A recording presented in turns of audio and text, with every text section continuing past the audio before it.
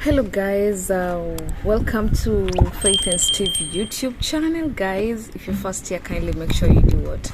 You subscribe to this beautiful channel, and if you're a returning subscriber, thank you so much for always coming back to watch our videos.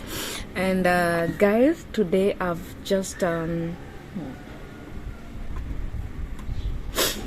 been so much emotional because of I've been thinking life left and right, and you know, like some things are not easy to go through as a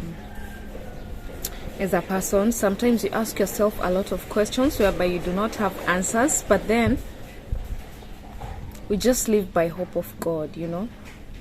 And what I will say is, how does it feel being raised from a divorced family, you know,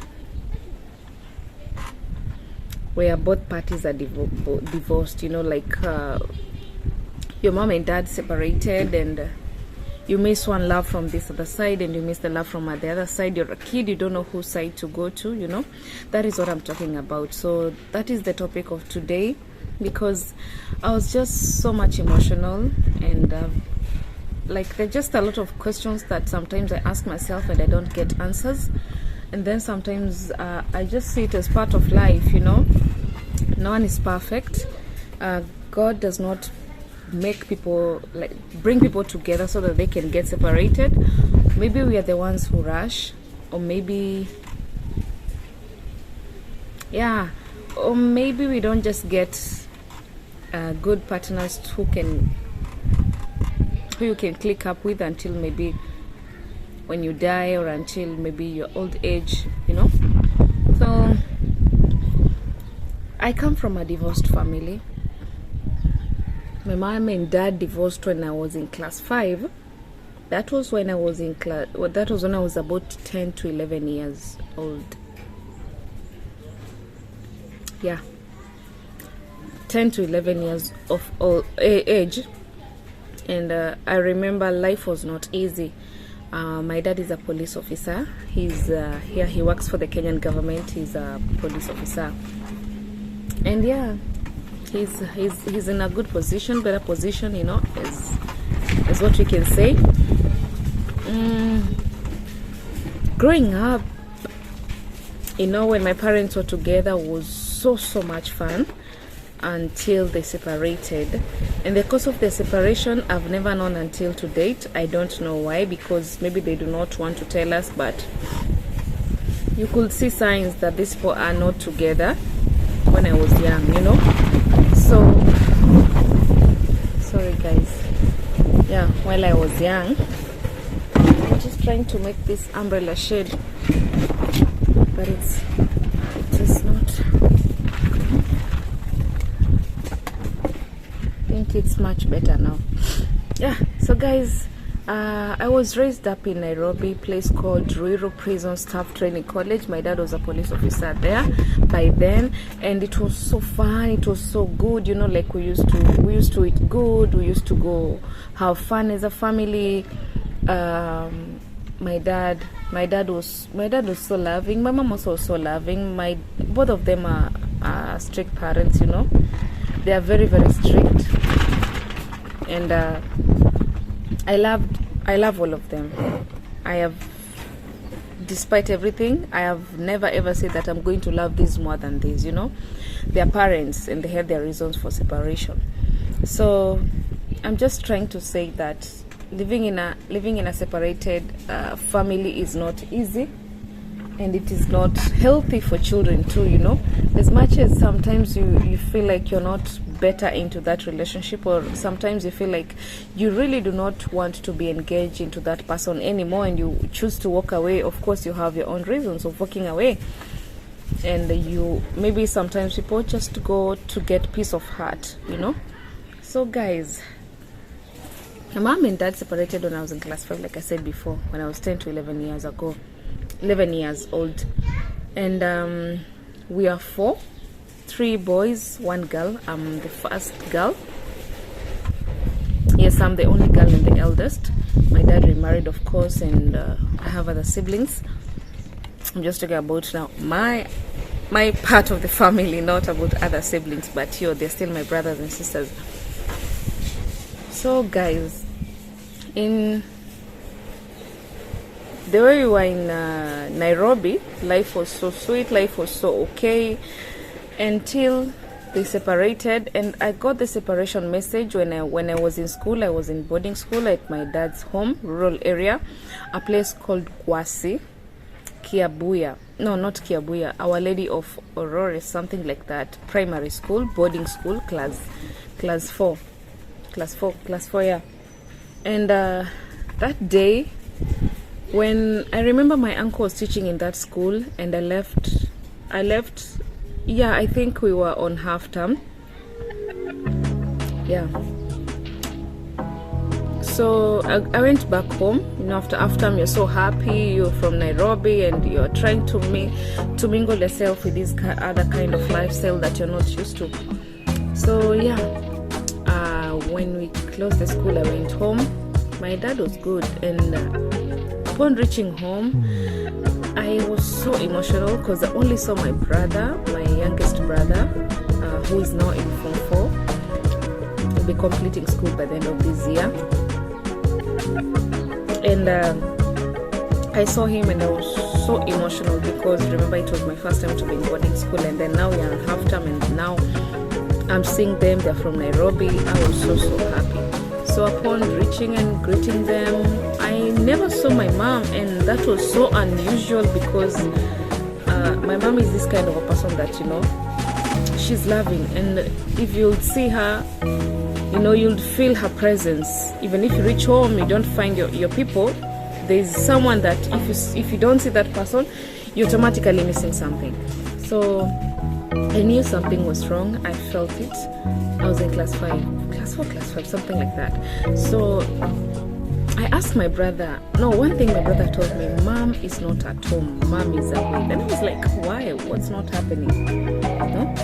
Brother told me, my mom just left. Mom just left. I was like, how is a mom not around? And nobody gave me any answers. Nobody told me anything. And guys, it was so emotional. So we left. When I was with my dad, remember I came for half term. So I never knew that they were having issues. Then after that, when my dad came, I asked, where's my mom? My dad was just telling me, oh, your mom just traveled at their home to go and see their people. And I know that is unusual because when usually at our dad's place, we should sit at our dad's place maybe for 1 week, and then you go to visit our mom's place maybe for like 3 days, then you go back to Nairobi. So my dad never really gave me a reasonable answer. So the rumors that were just around the village is that my mom and dad were no longer together. It was hard for me. So it reached now this point that now it was now a reality that we were there at home, and my grandfather really used to love me so much. I used to ask him a lot of questions. May he rest in peace. And he used to tell me, don't worry, when you grow up, you'll understand. So after some time, it reached now a point of whereby now I'm supposed to go back to school, and these people are going back to Nairobi. So when I was going back now to school, I remember I never saw my mom. I remember I can't call my mom because I never knew her number. I was just in class 4 or 5, and I never knew anybody else who I could contact to talk to my mom. And my dad never ever, I think he never really wanted us to know anything was happening. So it reached now a point whereby I had to go back to school. Now you have to go to school, you don't know where to start. Your dad is just giving you like maybe small money, go take care of yourself. You don't know what to buy. He brought some things, of course, for girls things, and they left to Nairobi. I broke so down because I never saw my mom.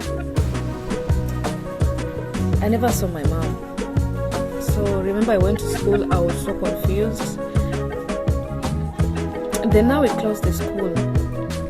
No, we were almost closing the school. Then my dad, before we did the exam, then my dad told me, you know what, go back home. No, yeah, we were chased out of school fees. My school fees was not paid. So I went back at home. And remember, at the rural home, my mom and dad have already separated. And I was now back. I used to stay now with my aunt. She was so good to me. I can't complain. She's been very good to me. She's so good to me. And I used to ask a lot of questions, of course, like, why is my mom not coming to see me? What is not happening? I never saw my mom last time. Like, I'm confused. What's not happening? And I never got any answers, any good answers. So it reached a point where now my grandfather told me, your dad has told me to change a school for you. Then I'm like, now from a private school to a public school where I was not used to, you know. From a private school to a public school that, okay, not sorry to say, but it was not so much good performing. And I was like, what's not happening, you know? I just asked myself a lot of questions. And that day, my grandfather took me to that school. I never liked the school, but I had no choice. Remember, I'm still young. I can't even tell my dad, why are you bringing me to this school? It would have been seen so rude, you know. I just had to understand situations. So upon reaching out, my grandfather asked the nearby school, which was called Kiabuya Primary School. That is where I went. I studied there I never even finished a week. And I went when they are doing the exams, of which, you know, like when I went there, they were doing the exams maybe a day before. Like today I entered into the school, then the next day they were doing exams. So I just went and did my exams and I passed very, very well, because after doing the exams, sometimes you'll find you've done English today, Swahili, and the next day the papers are already out, or after 2 days. I really performed so well. So it reached a point that there was a cousin of my mom who was married in the same village, just nearby the center. And she told me, you know what, your mom is coming for you tomorrow. So please don't tell anybody. And tomorrow, when you'll be leaving out of school, just come here. You'll see your mom. I asked myself a lot of questions. And she told me, when you'll be leaving in the morning, make sure you carry anything important. And I was like, there's nothing important that I can carry. Of course, what are there is only my clothes and myself, and my books. Of course, my books, I would have already put them in the bag. So that they packed all my books in the bag. And some few clothes. I went to school. After the school, in the evening, I saw my mom. My mom took me. And then she told me, you know what, we are going to... She saw me and she was really emotional. She was really crying. My mom was crying and she had marks on her body. And I couldn't tell what the marks were. And of course, maybe it's... I don't know, but she was really having a lot of marks, and that would show that maybe there was something, like, I don't want to go into much details, but it seems there was something. So she helped me so good. We went to my grandma's place, the same time. Nobody saw me, and they really waited for me back at home, and they never saw me. So I guess maybe they knew my mom had taken me out.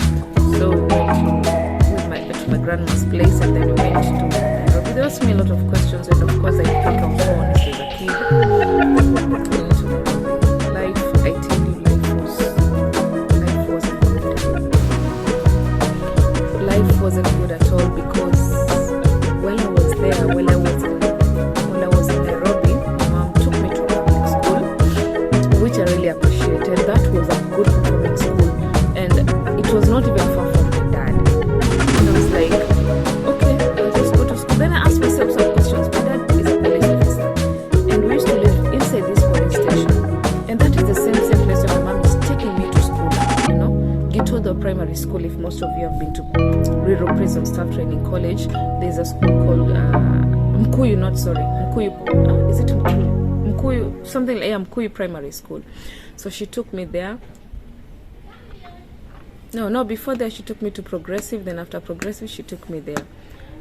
So yeah, I went to Mkuyu to study class 7 and 8, of which studying there was not good, because remember guys, my dad works in the prisons, he lives in the prisons, and we live outside.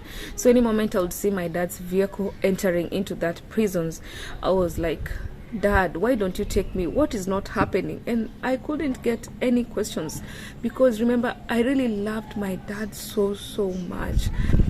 I really loved my dad to an extent where my mom knew I loved my dad.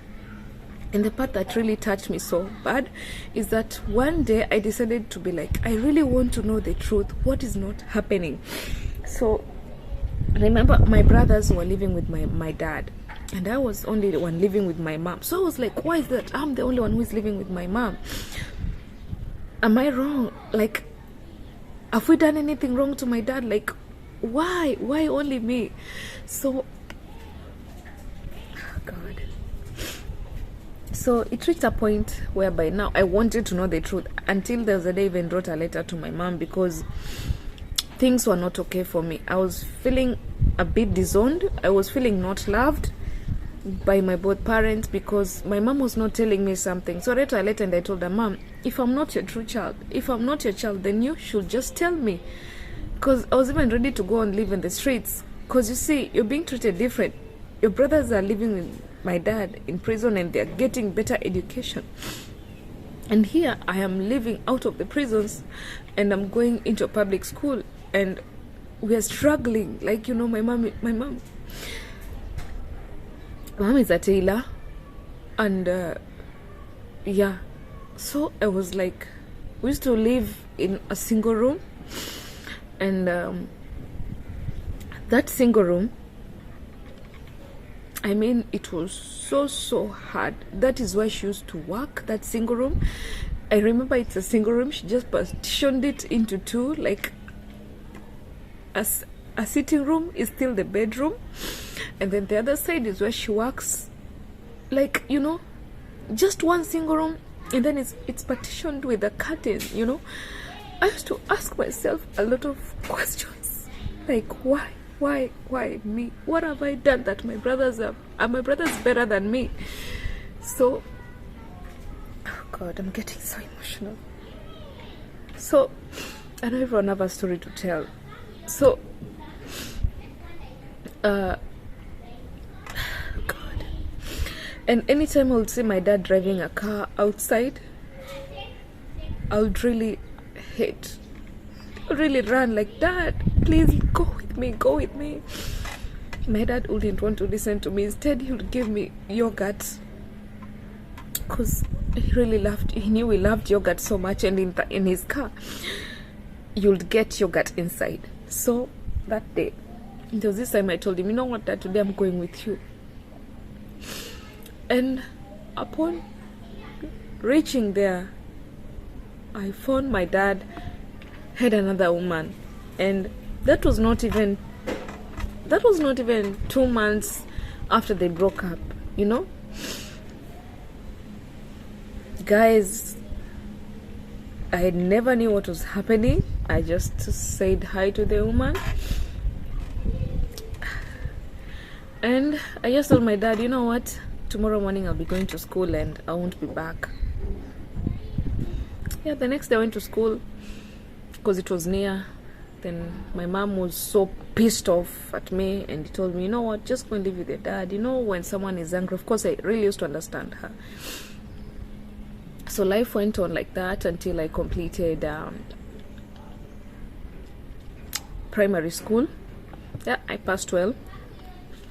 I went into high school. Upon also going high school, I asked my mom, why do you want to take me to a school that I have not been called? I got a calling letter from a good school. I was like, Mom, no, I have to go to this school that I've been called. And remember, I'm pressurizing my mom, yet she does not have money for that. I never really used to understand that she never had money for that. She would clearly tell me through her eyes, But it is something that I never wanted to understand, because I worked hard for this, and why is it that I'm getting this, Then I never wanted to hear anything. I remember I even used to strike. Like, I never wanted to eat. I really used to strike because I don't want to eat until I go to the school that I've been called.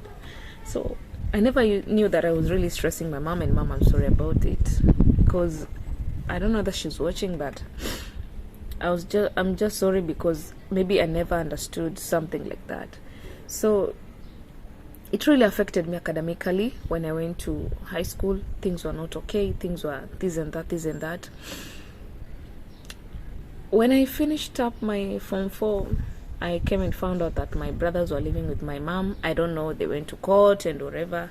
My mom was given custody of the children, and my dad's salary was being cut, things like that. So upon finishing my Form 4, my mom wanted me to be a teacher. I never wanted to be a teacher. I told her I don't want to be a teacher until I ran out of home. I came to live with my uncle. Living with my uncle, I found this man who is my ex, and he took me to school. I did mass communication and journalism. That is the story of another day, of which my husband also paid for, so of which I really appreciate my husband. This is a story for another day. So I really appreciate that guy, because he took me to school. And guys, let me tell you, women, if you find a man somewhere who is able to hold your hand, do not only look for business, look for something that will always stick to your mind. Like, something that someone cannot move it out of your mind or your heart. Something like knowledge, someone can never ever remove it. You can always work with it anywhere you go. So I did my campus. I finished up, met my husband while still in campus. And by then we were not dating when I met my husband, when I was still in campus. So upon finishing, that was life. But then when I was young, there were a lot of things that I was really missing. I came and found out I was really missing a lot. Like, I would never really want my son to go through what I went through. And it's good, even if you're a parent outside there, it is good for you to co-parent, because I really miss my dad's love. I really missed my dad's love when I was young.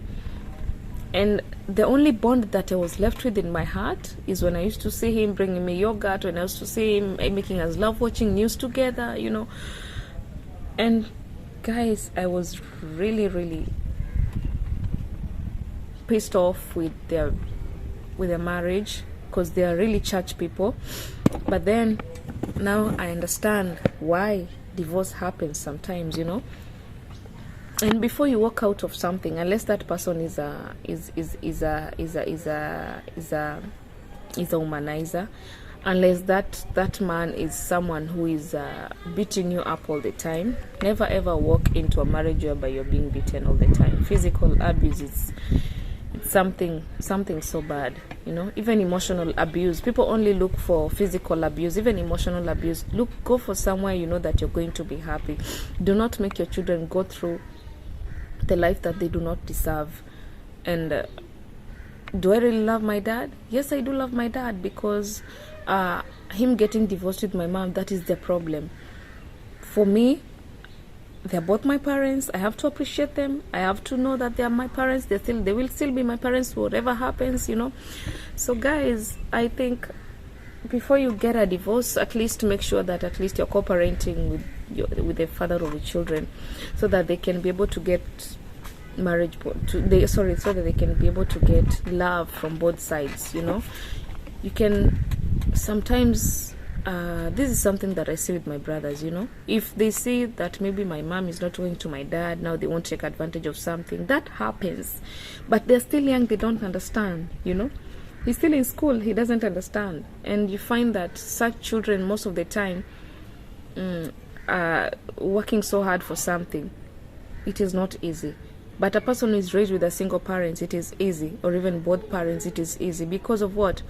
You're confused. You don't know where to go. There are a lot of propagandas around the world. You don't know where to go. If you go to this one will be so sad. If you don't go to this one will be so... Now what will you do? Will you cut yourself into two? You cannot cut yourself into two, So